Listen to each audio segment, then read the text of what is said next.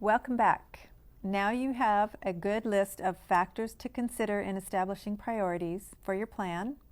And the next thing you're going to do is you're going to determine the priority and magnitude of the work that you identified back in step 1. There's a couple of different ways that you can go about doing this, but before we get into the specifics, let's go over the definitions of priority and magnitude just to make sure that we're all on the same page. So open your participant guide to the definition of priorities and feel free to make notes on your page if it'll help you. Megan, talk to us about priorities. Sure thing. We've defined 4 levels of priority: non-discretionary, high, moderate, and low. Non-discretionary refers to projects that must be done or funded as mandated by law, policy, health and safety, or court mandate. These are the things you must do. For example, responding to court orders or external proposals, such as applications for rights-of-way or drilling permits. High priority refers to those projects or tasks that should be completed in the next 3 to 5 years in order to achieve RMP success. These projects are normally BLM-driven and relate to key planning projects or geographic areas. These are things we should do to meet the goals and objectives of the RMP. Examples might be large restoration projects or travel management plans. Medium priority projects should include those projects that are not ripe within the short term, which we've defined as the next 3 to 5 years.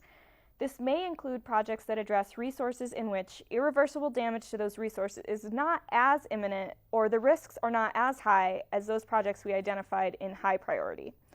These projects would be nice to do and would address the goals and objectives of the RMP, but based on the factors that your office has developed, the cost benefit would be low and/or funding is speculative. An example might include the development of a seed bank or a habitat improvement project benefiting a non-special status species.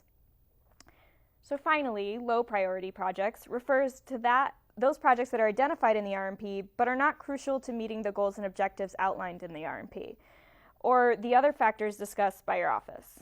These projects have a lesser public profile and are things that you could do if there weren't other conflicting priorities.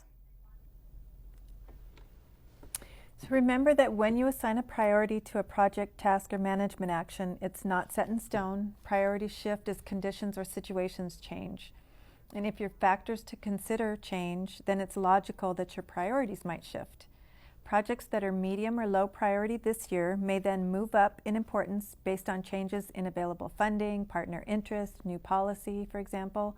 So don't worry too much about getting all the priorities exactly right. Just make your best guess and then move on.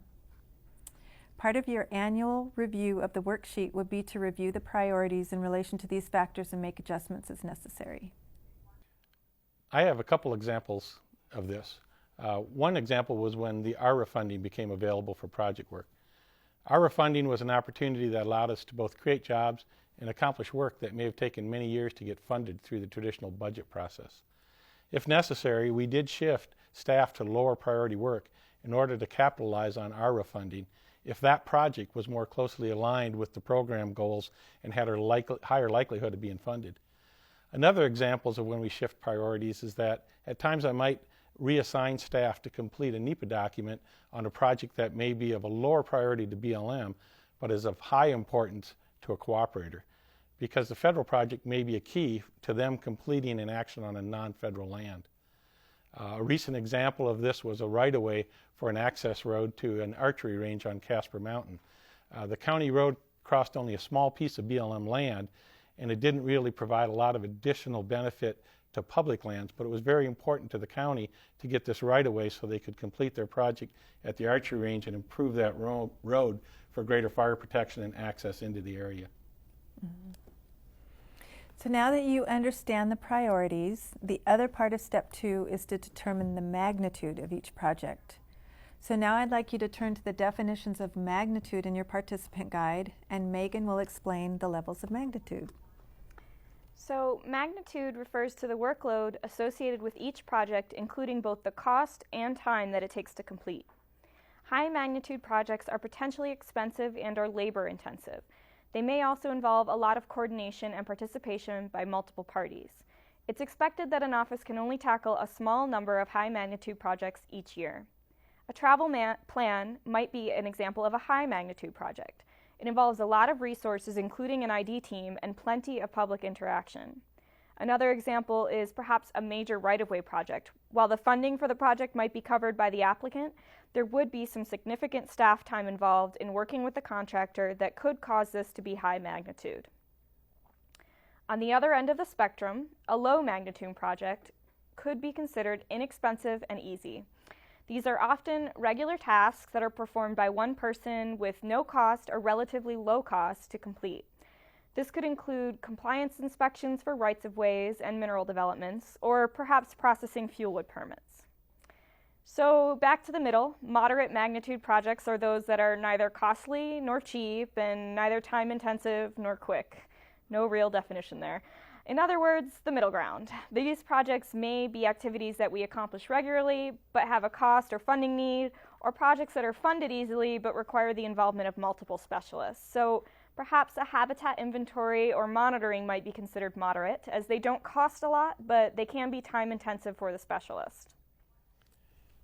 Be aware that your partner's definition of magnitude, for example, economic magnitude, may not be the same as our definition, which focuses on BLM staff time and budgeting. Even though we have tried to align our available resources with the highest priority at the lowest magnitude, in other words, trying to get the most bang for our buck, at times we may jump priorities simply due to an opportunity or in case of relationship building to help out one of our partners.